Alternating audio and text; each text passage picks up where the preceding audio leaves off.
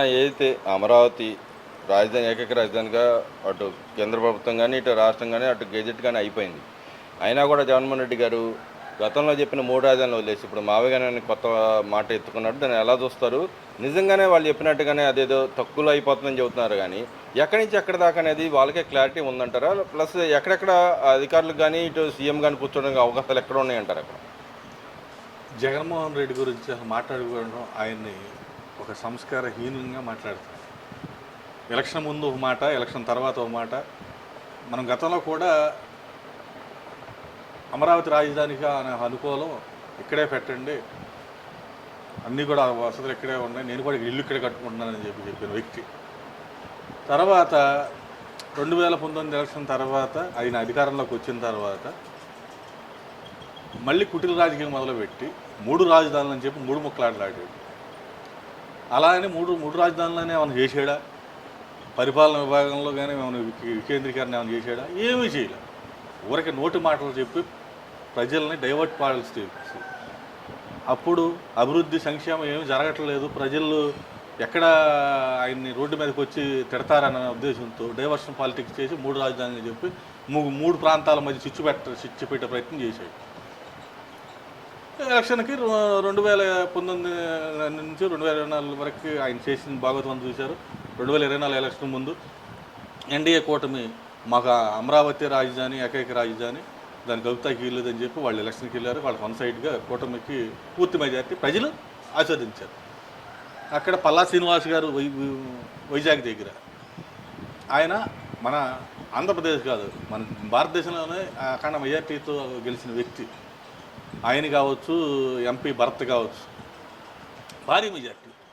ప్రాంత ప్రజలకి ఆ రాజధాని మాకు వైజాగ్ ఉండాలని కానీ వాళ్ళు ఏం కోరుకోవాలి. ఈ దుర్మార్గులు, దుష్టులు పన్నాగం పని ఇలా 3 ముక్కలాటగా మన మత దేశాలలో రాష్ట్ర ప్రాంతాల మధ్య విద్వేషాలు తెచ్చిపెట్టి అందరూ తిట్టుకుని కొట్టుకునే విధంగా చేయాలన్న ఒక కుట్ల ఇది తప్ప ఇంకోటి అయితే లేదు. ఏమంటే అతను బుద్ధి ఉందా? ఎలక్షన్ ముందు ఏం చేశాడు? మావి కానని వాడు అంటున్నాడు. ఇప్పుడు 5 ఏళ్ళు పాలన చేశాడు. 5 ఏళ్ళు పాలన చేసినప్పుడు ఏం గుర్తు రాలేదా? ఏమైనా అప్పుడు మావి గన్నో మా గిన్నో గడిది గుడ్డో ఏమైనా అవన్నీ ఎన్ని పెచ్చ మాటలు మాట్లాడుతున్నారు. ఏమి పాలిటిక్స్, డైవర్షన్ పాలిటిక్స్, వీళ్ళంతా ప్రజలు చీకొడుతున్నారు.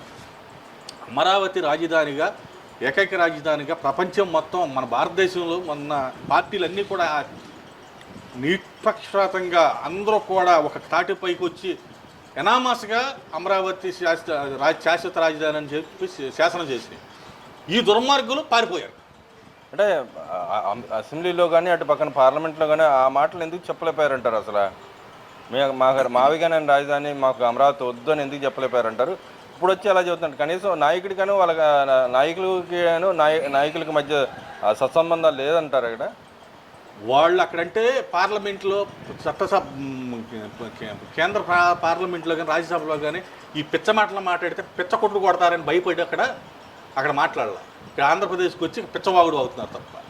అంటే ఇక్కడ మరి వాళ్ళ చెల్లెలు కూడా అంటా ఉంది, నువ్వు గత 5 ఏళ్ళ ఏం బీగావు, ఇప్పుడు వచ్చి మాట్లాడుతున్నావు, మరి నీకు చంపుతా నరుకుతా తప్పితే ఇంకో మాటలు రావా, గొడ్డలు వేటు కత్తులు వేటు అన్నట్టుగా మాట్లాడుతున్నావు, ఇంకా అంతకంటే ఇంకా మాటలు రావా, రాజకీయం చేయడం చేత కదా అని చెప్పి తిడతాను. దాన్ని ఎలా దొరుకుతుంటారు ఇక్కడ? ఇప్పుడు వాళ్ళ చెల్లినేంటి, వాళ్ళ తల్లినేంటి, వాళ్ళ బాబాయినేంటి, వాళ్ళ బాబాయ్ వాళ్ళ అమ్మాయినేంటి, అందరినీ వాడు ఎవరిని అడిగినా వాళ్ళ కుటుంబ సభ్యులు అడిగినా కూడా వామ్ము గన్న జగన్ అంటే గన్నో లేకపోతే కత్తో గొడ్లో అంటారు. ఇప్పుడు ఏముంది, ఒకటి లెక్కేసుకోండి.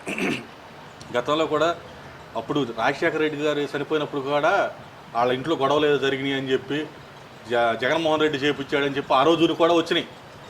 ఆ రోజు ఇప్పుడున్న ప్రతిపక్ష నేతగా ఉన్న బొత్స సత్యనారాయణ ఆ రోజున పత్రిక విలేకరుల ముందు చట్టసభల్లో ఆయన ఎమ్మెల్యేగా ఉన్నప్పుడే వచ్చి బయటకు వచ్చి ఇలా జగనే చేపించాడని మా అనుమానం ఉంది, జగన్ మీద ఇది ఉందని చెప్పి అప్పుడు మాట్లాడలేదా? ఆ వీడియోలు లేవా? విలేకరుల ముందేగా మాట్లాడింది, విలేకరు సాక్షిగానే మాట్లాడాడు. అంటే నిన్న ఆయన బాధపడుతున్నాడు కండి. మరి ఇన్ని కప్పటి నాటకాలండి. ఆ జగన్మోహన్ రెడ్డి ఓ నాటక స్క్రిప్ట్ రాసిస్తాడు, వీళ్ళంతా నటిస్తూ ఉంటారు. అంటే గొర్రెల మంది అంతే. గొడ్డలు పూట పడితే భయంతో ప్రతి ఒక్కరు కూడా ఇప్పుడు ఎవడో వ్యతిరేకించి మాట్లాడితే ఆడిని వేసేస్తాడు ఏమైనా భయం ఏ చెక్కట్టును. పట్టాలరావు గారు చంపిన వాళ్ళు ఒక్కడన్నా బతికున్నాడా? ఇప్పుడు వాళ్ళ బాబాయ్ దాంట్లో మర్డర్ చేసిన వాళ్ళు కూడా వాళ్ళని లేపేస్తున్నారు కదా. ఇలా మొత్తం అందరినీ ఎవరైతే ఇచ్చేస్తున్నారో ఎవరితో అయితే ఇబ్బంది ఉంటుందో వాళ్ళందరినీ సమాప్తం చేసేస్తారు జగన్ గారు.